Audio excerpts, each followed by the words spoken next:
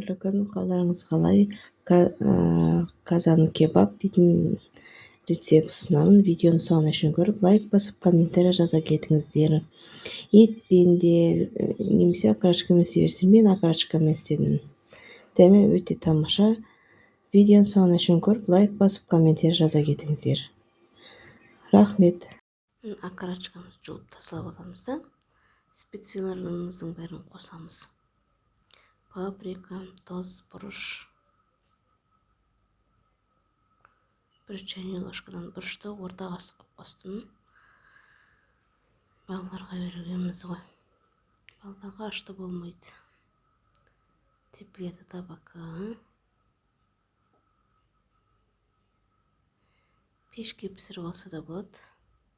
Мен казан кебаб пісірдім. Өте керемет болып пісті.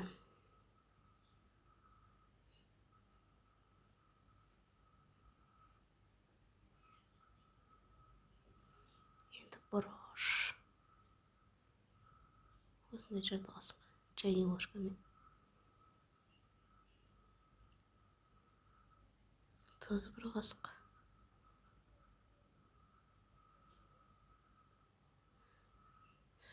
Соевый соус 1,5 чайный ложка.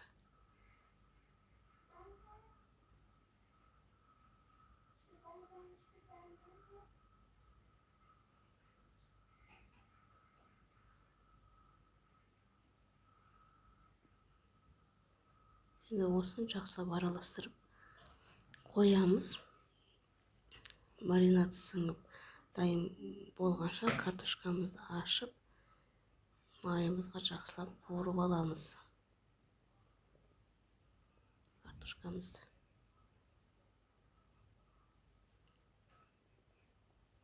Мен осылай қоя тұрамыз. Маринадталып тұрады. Енді осыдан кейін міне картошкамыз ашып дайын болды. Міне осындай үлкен картошкалар болса, ортасына береміз. Мынандай кішкентай болса, осылай домалақ күйінше пісіре береміз.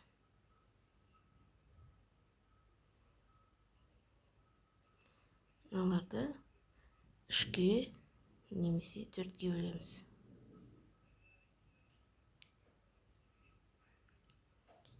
Осылайна.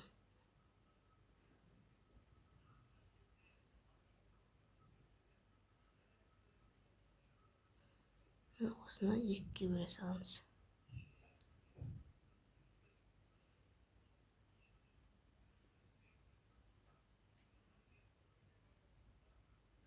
Енді мына майымызға осылайдан қуырып аламыз.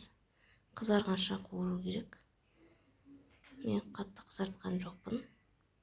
Сәл-пәл қызарттым. Майын құйып алдым. Түбіне осылай аздап қалдырдым да.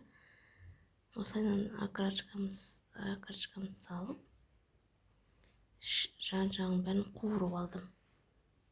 Міне осылайдан қызарып жатыр міне. Ақшыл сарығып, солай балаларға жеуге ыңғайлы үшін. Сіздерге қатты қызарған болса, қатты қызартып қуыруға болады. Осылайдан бәрін қызартып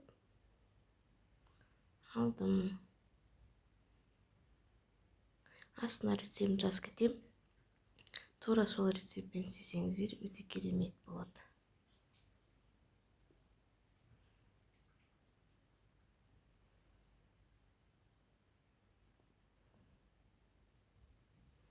Мен майдан алдық.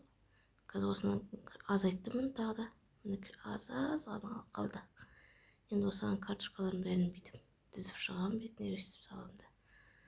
Содан кейін үстіне жаңағы окорочкамды салам. Одан кейін тұз, бұрыштарымызды салып аламыз.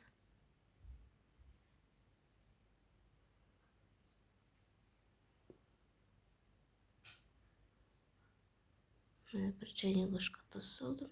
Өйткені окорочкамызда тұз нелері бар. Картошкаға соғу үшін аздап салдым. Қатты толтырып салмаймыз. Бұрыш саламыз. Паприка салдым. Үйдегі бар заттарды салдым. негізгі заттарын астына жаза кетем. Тура солай істесеңіздер ресторандағыдай әдемі болады. Осылайынан сеуіп шықты. Енді 1 стакан су құям. Кранның суын құямыз.